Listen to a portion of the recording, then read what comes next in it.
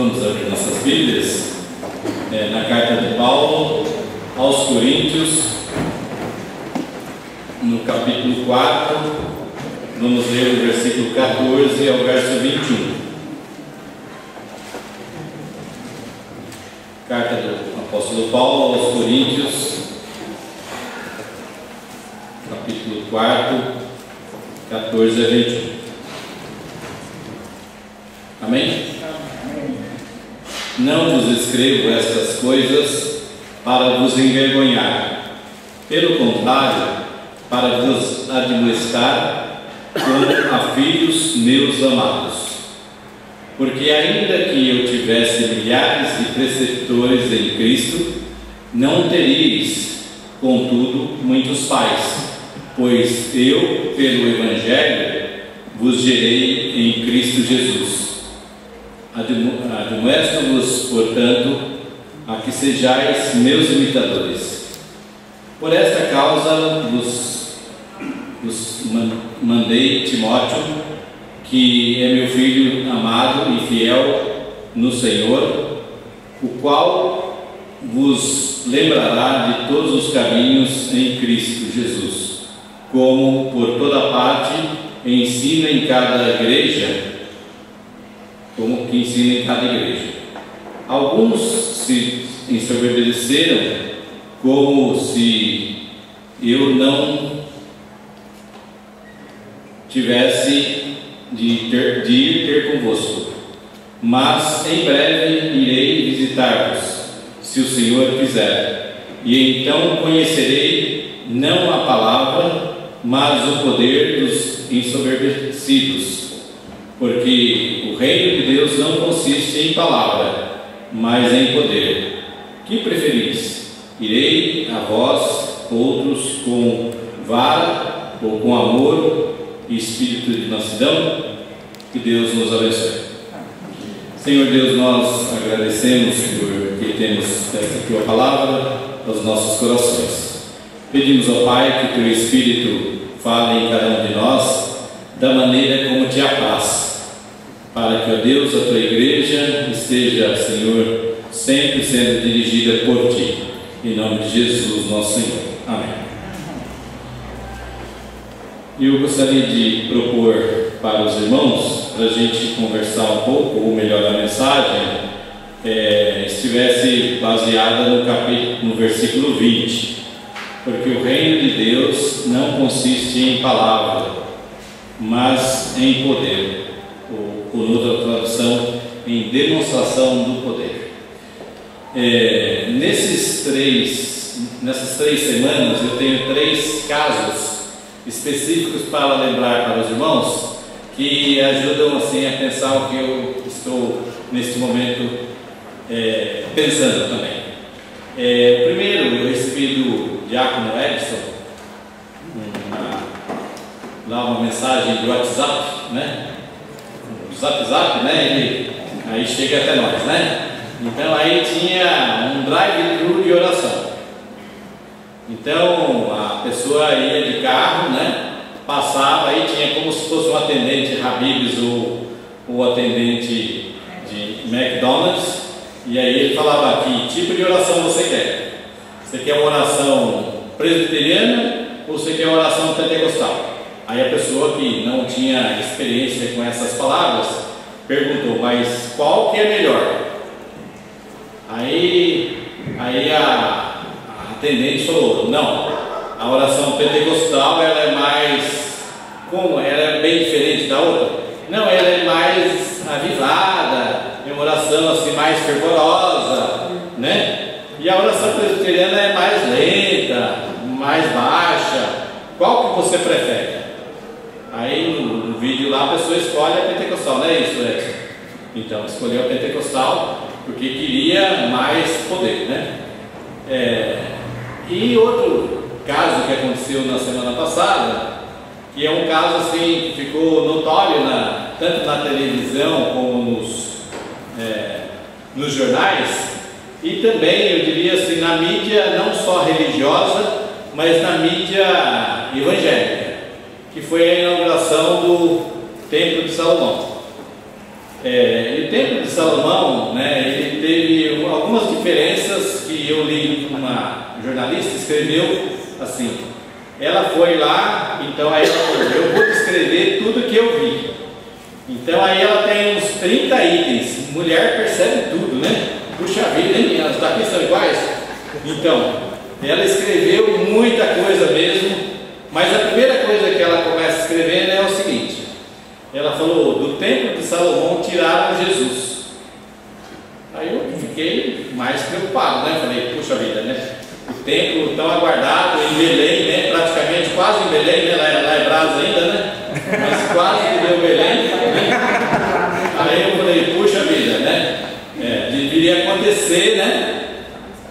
Aí eu fui acompanhar um texto e ele falou assim: não, é porque nas igrejas universais, né, elas têm assim, Jesus Cristo é o Senhor, é bem grande na fachada da igreja, e também dentro do santuário também tem a mesma frase, mas que lá não tinha frase nenhuma fora, e que tinha a frase Deus é santidade dentro, não tinha Jesus Cristo é o Senhor. Aí escreveram mais coisas assim, e os irmãos sabem que toda a descrição do templo de Jerusalém e tal, e aí hoje até discutem, né, qual é o templo que eles pegaram, se era aquele primeiro, ou aquele segundo, ou o terceiro, né, se as medidas igual. Aí alguns estão falando que as medidas são já do templo de Herodes, né, mas eu acho que foi um evento, e eu conversei com uma pessoa assim, bem simples, que não é da Igreja Universal. Aí eu fiquei mais preocupado ainda, né? Porque ele falou assim para mim, eu falei, você gostou do templo de Jerusalém, do templo lá de Salomão? Que bonito, né? Muito bonito, negócio maravilhoso, majestoso. Eu falei, mas você acha que naquele bairro cabe um templo daquele, né? Porque parece que até a igrejinha católica que tem lá desde 1906, que ela quase desapareceu, né? Ele falou, mas o que importa é que é bonito. Falei, bom, o que nós vamos fazer com uma religião assim, né? Certo? O que importa é que é bonito.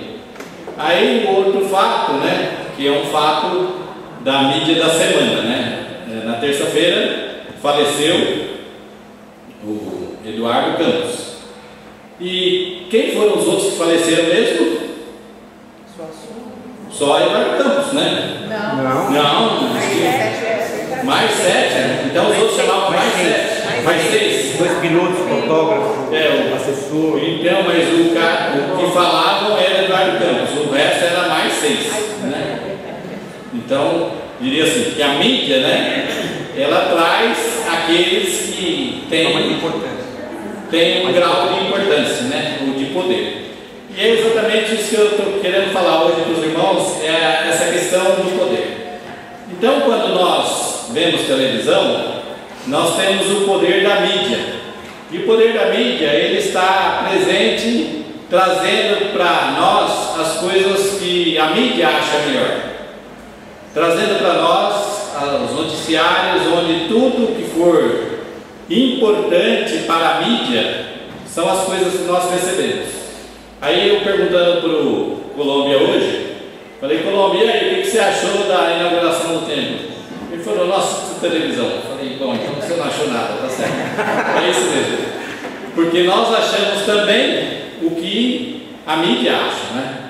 Então, a gente tem até uma noção de poder, e eu acho que esse segundo fato aí da questão do rapaz que eu conversei com ele, é que eu fiquei impressionado, porque não importa muito a religião em si, não importa muito Deus em si, o que importa é que é bonito, né?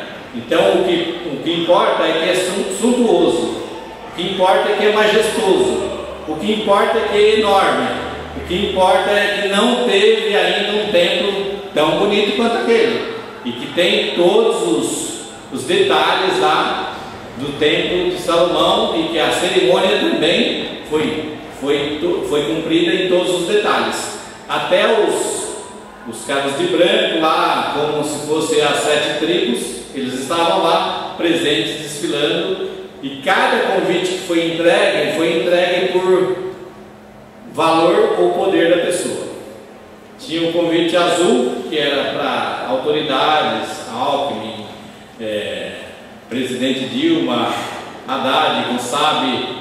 Aí tinha outro, aliás, acho que era o ouro, né? O ouro. Aí tinha cada categoria de pessoas recebia um tipo de convite. O jornalista recebia um tipo de convite.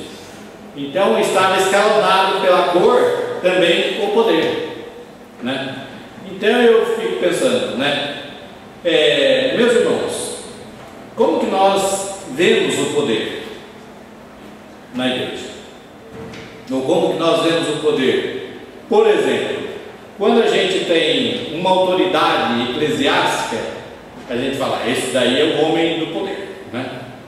Ou esse é o pastor representante do Brasil inteiro. Então aquele a gente fala, esse aí é o maioral entre os publicanos e fariseus, né?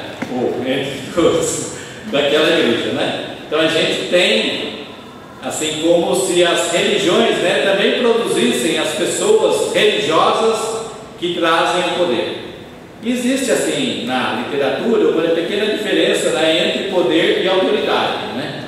Então, quando se fala em autoridade, Jesus diz num texto, né, toda autoridade me foi dada, né, no céu e na terra. E ele anunciou o evangelho com poder, né, isso que tem na Bíblia. Então, a autoridade normalmente é utilizada quando a pessoa está revestida por uma instituição. Então ela tem autoridade porque ela fala em nome da instituição. Por exemplo, o pastor, até uma vez eu falei, não, eu não posso dar muito palpite no Facebook, porque tudo que eu falar, minha palavra é oficial da igreja. Não dá para eu desvincular a minha palavra, né? E falar, não, agora eu estou falando, eu estou discutindo como um irmão normal, né? Ou agora não, agora eu sou o pastor revestido da autoridade. Enfim, eu acho que a gente também tem essa questão de como que nós equacionamos, né, aquilo que a gente tem realmente autoridade. Por exemplo, uma pessoa que hoje tem muita autoridade na escola ou na classe é o professor. Só que o professor hoje ele pode ser insultado pelo aluno, que aí ele não pode responder. Ele tem que aguentar firme, né? Porque se ele falar uma coisa que seja diferente, não, o professor desrespeitou o aluno. Então hoje, por exemplo, lá em São Bernardo, teve uns casos 2 anos atrás, que o professor de matemática bateu no aluno, lógico, né? O professor de matemática é assim, escreveu, não leu, né? Não, mas foi assim. Mas então a autoridade acabou virando o quê? A força, né? A força que a pessoa tem, não o respeito que as pessoas têm pelos cargos, pelas funções. Então a autoridade acaba não se exercendo diante das situações. E quando a gente fala que o Evangelho, o Reino de Deus, consiste em demonstração do poder, ou em poder, e não em palavra, o que significa? Que o Evangelho é mútuo?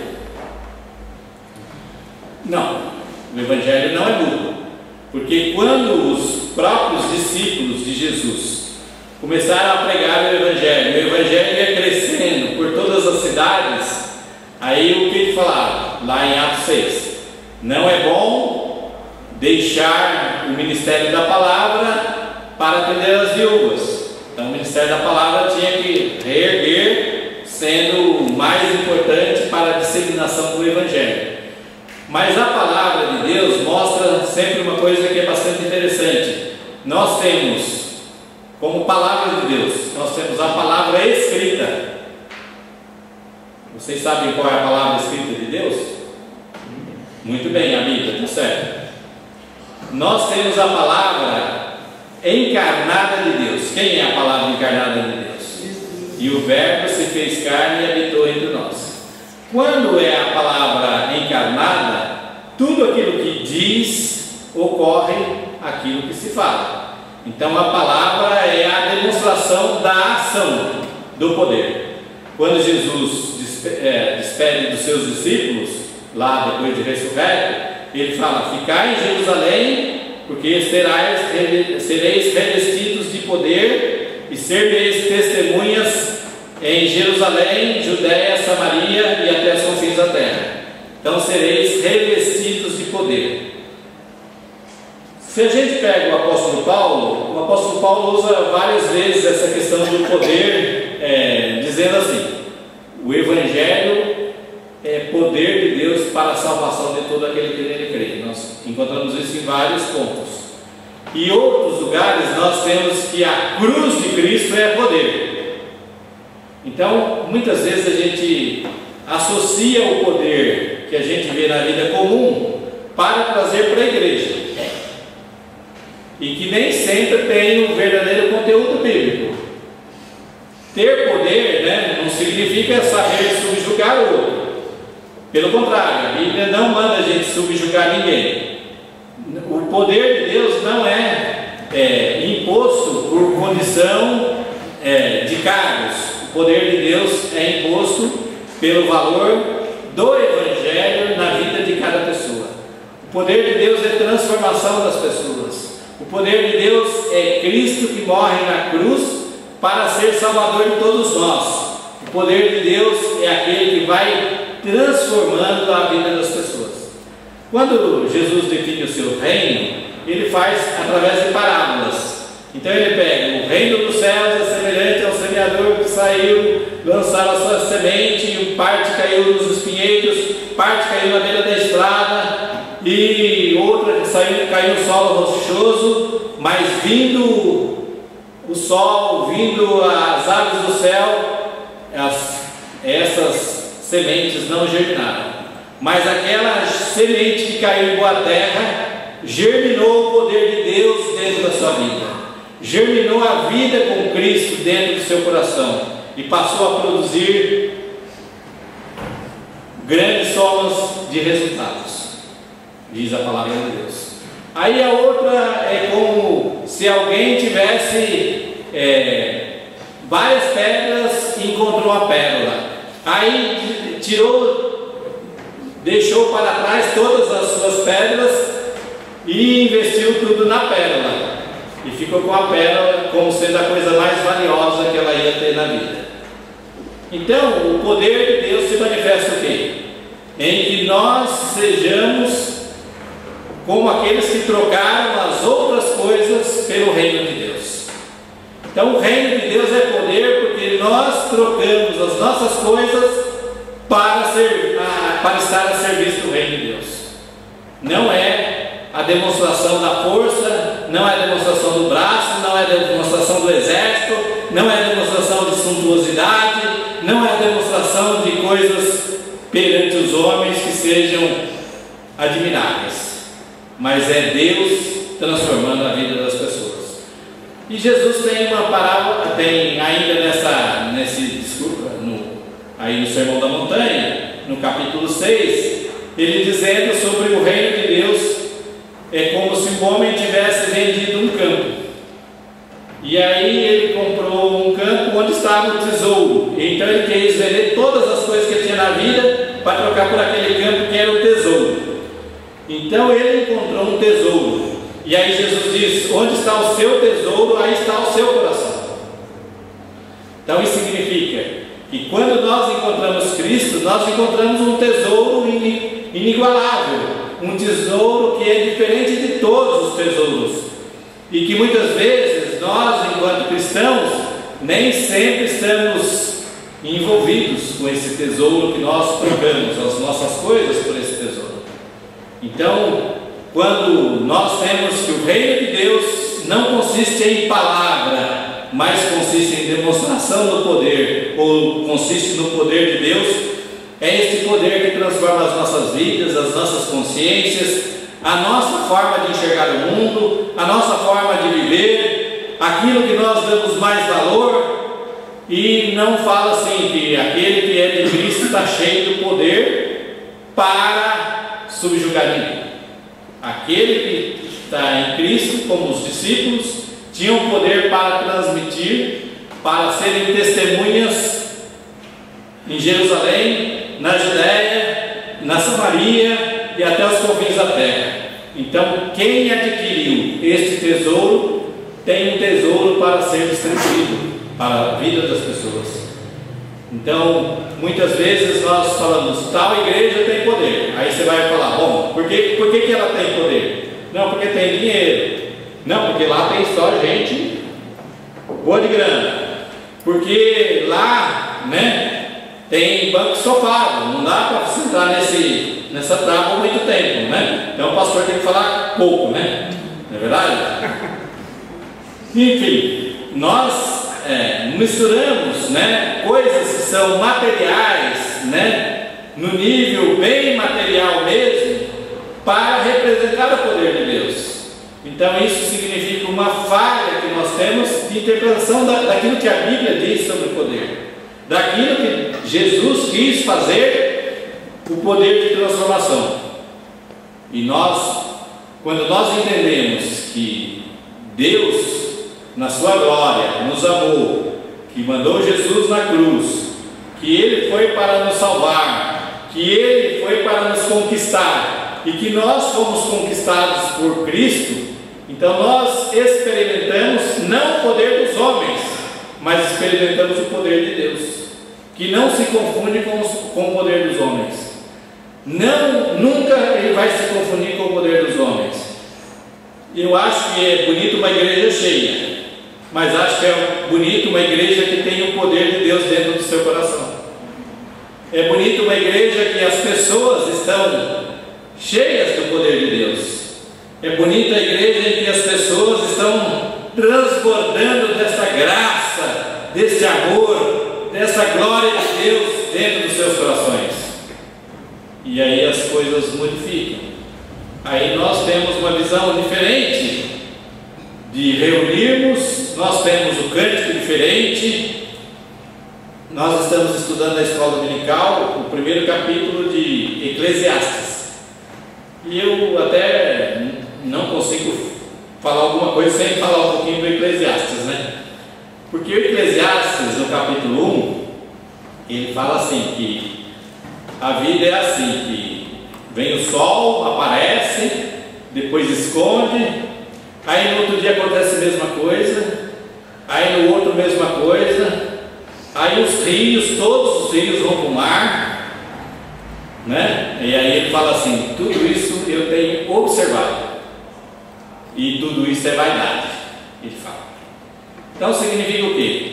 Que a nossa vida rotineira, né? A vida rotineira sem Deus, ela é uma vida sem poder de Deus. Ela é uma vida da mesmice. Ela é uma vida das coisas que ocorrem todos os dias e não tem sentido, não tem força dentro do nosso coração. Mas quando o reino de Deus se instala em nós, quando o reino de Deus está dentro de nós, nós temos um poder diferente para estarmos vivendo talvez as mesmas funções, talvez as mesmas atividades, porém com o coração cheio. É claro que na igreja é o lugar mais fácil da gente notar se a pessoa está triste ou não, né? Não é verdade? Se ela chegou alegre, ela já cumprimenta todo mundo, levanta para cantar, está disposta, né? Agora se ela já está meio triste assim, poxa vida, o que será que está acontecendo com o fulano, né? Mas nós temos que lembrar que nós estamos recebendo, ou temos dentro de nós o poder de Deus, e o poder de Deus não mistura com nem o poder humano, nenhuma das descrições de suntuosidade, de quantidade de gente, né? Muitas vezes a gente fala assim, poxa vida, nossa igreja é fraca mesmo, né? Olha quanta gente que dá um dia de frio e de chuva, tem que falar para Jesus não vir naquele dia, né? Senão não vai pegar ninguém aqui, não é verdade? Mas a gente tem que lembrar, os nossos irmãos, que Deus é quem faz dentro de nós a operação do seu poder. O poder de Deus é quem opera em nós, e que a gente tem que estar disposto a receber e a entender que este poder está fazendo parte do nosso dia a dia, para que a gente seja pessoas que cheguem aqui e falem: não, eu vim louvar a Deus, eu vim para cantar para Deus, eu vim para tocar para Deus, mesmo que eu estou do lado do Colômbia que mandou o negócio na cabeça do Mateus, né? Enfim, eu estou aqui, mas eu estou aqui porque o meu coração quer louvar a Deus, porque o poder de Deus enche a minha vida de alegria, de paz, de contentamento, de vida com Cristo, de amor a Cristo, de vivência com Deus, de exaltar o nome de Deus, porque não é brincadeira exaltar o nome de Deus. E a palavra de Deus, e o Colômbia leu aqui: ao coração ungido e contrito não desprezarás a Deus. Então, muitas vezes falta a nós o coração compungido e contrito, né? Precisamos, né, estar revisando o nosso coração, e para que a gente não caia na rotina. Aí fala: não, mas a igreja presbiteriana é uma rotina. Eu diria que os crentes de todas as igrejas, se viverem na rotina, alguma coisa não está certa. Alguma coisa não está certa. A rotina é o que mais atrapalha a nossa vida com Deus. A rotina é o que mais destrói o nosso relacionamento com Deus. A rotina é o que mais destrói as situações que nós vamos louvar a Deus. Porque a gente até teve um caso na outra igreja, que alguém falou: não, mas eu sou pentecostal, eu quero um culto pentecostal, eu estou com saudade do culto pentecostal. E aqui eu só tenho esse culto mais burocrático, mais presbiteriano e tal. E aí eu fiquei pensando, né? Eu não falei na hora nada para a pessoa, mas eu fiquei pensando: será que essa questão do culto mais forte, se ele for rotina, também não é um negócio meio esquisito também? E a adoração a Deus? Eu me lembro que quando eu era jovem, eu fui na igreja de Deus. Deus também tem uma igreja lá em Brasília. Não é só político, não. Só tem a igreja de Deus. E lá na igreja de Deus, eu cheguei numa sexta-feira. E aí, quando eu parei na rua, lá em frente à igreja, escutei, estava lá fervendo em oração. A oração assim que eu falei: nossa, o quarteirão inteiro está sabendo que os irmãos estão orando. Aí eu peguei e falei: bom, deve estar lotada a igreja, né? Uma igreja enorme, acho que cabia mais de 400 pessoas. Aí chegando lá, tinha 5. Mas, né? Então eles estavam orando. Aí um desses que era líder da oração, num culto seguinte, ele falou para o Vaz de Lima. O Vaz de Lima estava junto. Vaz de Lima, você vai ver como a igreja ora. Aí começou: Senhor Deus, tal, bem assim, com aquela entonação. Aí a igreja orou, ferveu, né? Todo mundo falava junto e tal. Aí depois ele falou: quer ver a igreja acalmar? Amém, amém, amém. E a igreja foi abaixando o volume. Eu fico fazendo a mesma crítica. Estamos assentados no banco, calados, não falamos alto e não temos nada no coração. Pessoa grita, também pode não ter nada no coração. Não estou dizendo que todos, nem a gente pode julgar ninguém. Todos nós corremos o mesmo risco de cair no quê? Na rotina. A rotina é a pior inimiga da religiosidade ou da espiritualidade. A espiritualidade é essa aqui. Cada dia a gente pode viver como se fosse Heráclito. Heráclito dizia que ninguém toma banho 2 vezes no rio só. Quando você tomar, você já é outro e o rio já é outro. Eu digo: ninguém vem 2 vezes no mesmo culto. Quando você vier, você já é outro e o culto já é outro. Então, que a gente tenha essa dimensão do poder de Deus atuando na nossa vida, para que a gente consiga vencer a rotina da espiritualidade que nós temos. Porque o Evangelho de Cristo não consiste em palavras, mas consiste no poder de Deus. Então, que Deus possa nos abençoar, possa abrir as nossas mentes, e que cada dia que viermos aqui, nós vamos representar, ou nós estaremos vivendo o reino de Deus. E estamos vivendo o reino de Deus onde estivermos, mas aqui nós estamos com essa aproximação de que todas as atividades são espirituais e são para Deus. Então, se nem aqui a gente conseguir, né, sair do anonimato para Deus, né, não precisa sair do anonimato para o pastor, para ninguém, é para você com Deus, adorando a Deus. Então nós precisamos servir a Deus com alegria e apresentarmos sempre a Ele um cântico. E salmista diz um novo cântico, um cântico novo, porque cada vez que cantarmos nós temos que estar com esse espírito renovado dentro de nós, porque o Espírito de Deus é poder para fazer das nossas vidas o exercício do poder de Deus sempre no nosso coração. Amém? Amém. Então que nós possamos renovar os nossos 52 anos, mas sem perder de vista que o primeiro amor continua, Deus continua, mesmo Cristo que nos salvou continua conosco e tem paciência com a gente, né? Deus nos abençoe.